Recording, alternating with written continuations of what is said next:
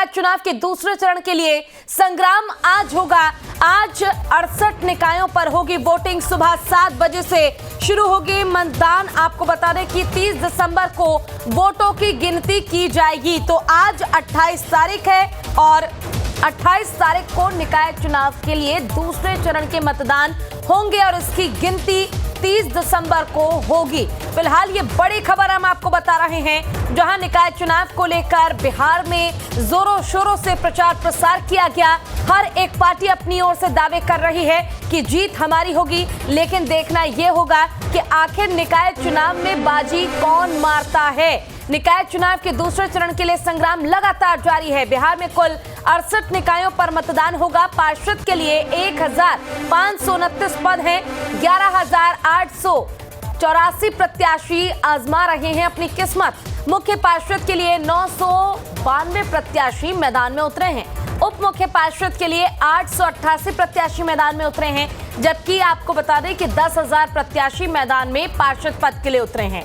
Ward पार्षद पद के लिए 10 प्रत्याशी निर्विरोध चुने गए हैं।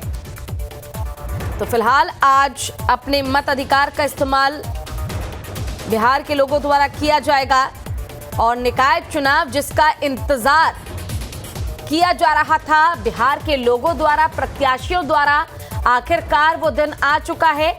दूसरे चरण के वोटिंग आज होने हैं।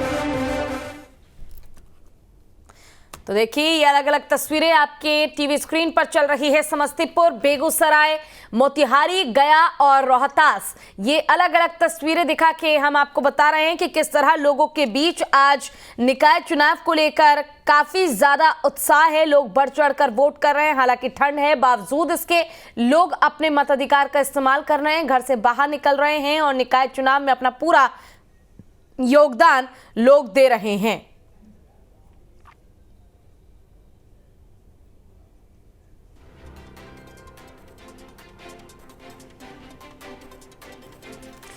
तो निकाय चुनाव को लेकर फिलहाल दूसरे चरण की वोटिंग आज हो रही है और निकाय चुनाव को देखते हुए अगर हम बात करें प्रत्याशियों की, तो प्रत्याशी लगातार अपनी किस्मत आजमाते नजर आ रहे हैं।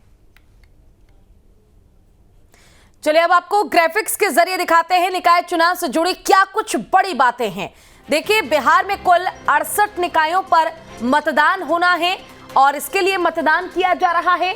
पार्षद के लिए 1529 पद हैं जिस पर आज वोट डाले जाएंगे। 11,884 प्रत्याशी अपनी किस्मत आजमा रहे हैं निकाय चुनाव के लिए। मुख्य पार्षद के लिए 992 प्रत्याशी मैदान में उतरे हैं, जबकि उप मुख्य पार्षद के लिए 888 प्रत्याशी चुनावी मैदान में उतरे हैं। ये बड़ी बातें हैं जो आपके सामने हम रख रहे हैं। पार्षद पद के लिए 10,000 प्रत्याशी मैदान में उतरे हैं, वहीं वार्ड पार्षद में 10 प्रत्याशी निर्विरोध जीते भी हैं। फिलहाल बिहार में कुल 68 निकायों पर मतदान लगातार किया जा रहा है और इस मतदान के साथ ही लोग उन्हें चुनेंगे जो लोगों के लिए काम करेंगे।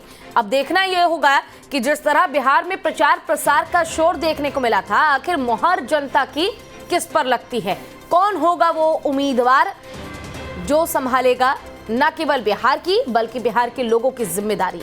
हालांकि आपको बता दें निकाय चुनाव को लेकर काफी लंबे समय से घमासान मचा हुआ था। हम सभी ने देखा था निकाय चुनाव को किस तरह से कैंसिल करने की बातें सामने आई थी, लेकिन उसके बावजूद जब कोर्ट ने फैसला सुनाया तो निकाय चुनाव आयोजित हो पाए। 2 चरणों में वोटों को डाला गया। आज दूसरे चरण की वोटिंग की जा रही है और इसके साथ ही जो प्रत्याशी चुनावी मैदान में हैं वो अपनी किस्मत आजमा रहे हैं।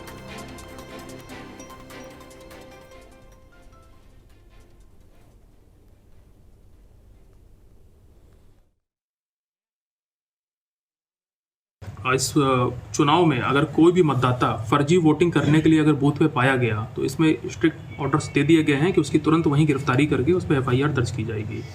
तो हम लोग पूरी तरह से इसके लिए तैयार हैं और जैसे पहले चरण का चुनाव शांति से और सक्सेसफुली हम लोग ने कराया, ऐसे दूसरे चरण का भी चुनाव हम लोग कराने जा रहे हैं। पूरी व्यवस्था टाइट रहेगी और किसी ने भी अगर कोई भी प्रकार की बदमाशी की, चाहे वो फर्जी वोटिंग करने आए या बूथ पे किसी भी प्रकार की बदमाशी करता हुआ कोई भी पाया गया, तो Begusarai police will take very यहाँ पर सारे जितने भी स्तर के दंडाधिकारी हैं, वो चाहे पीसीसीपी हो, सेक्टर हो, जोनल हो, सुपर जोनल हो, और भी जितने भी व्यवस्था के लिए दंडाधिकारी हैं। साथ ही बहुत सारी तकनीकी टीम भी बनाई गई हैं जो कि बूथ पर ऐप और जो वोटर का डेटा वगैरह उसमें अपलोड करना है उसको भी देखने में मदद करेंगे। तो सभी लोग तैयार हैं, सभी यहाँ पर जितने भी दंडाधिकारी हैं वो मशीन लेने के लिए आए हुए हैं। अब मिलान वगैरह किया जा चुका है, अब आगे की प्रक्रिया यहाँ पर चल रही है। सभी बूथों पर शांतिपूर्ण मतदान हो, अच्छी सेक्टर्स ऑफिसर्स जो है और हमारे जोनल मैजिस्ट्रेट, इनको ईवीएम रिप्लेसमेंट जो होना चाहिए, अगर मान लीजिए कोई मशीन खराब होता है तो उसके बारे में भी ब्रीफिंग यहाँ पे दी गई है। पुलिस के जो हमारे पदाधिकारी हैं in general law and order maintenance में रहते हैं, और जो हमारे ओल्ड ईवीएम्स है या फिर जो बूथ्स हैं वहाँ पे जो है प्रॉपरली जो इलेक्शंस है वो कंडक्ट हो, इस संदर्भ में तैयारी करते हैं। किसी भी तरीके की अनियमितता नहीं हो, इस संदर्भ में भी जो है यहाँ पे डायरेक्शन दिए गए हैं।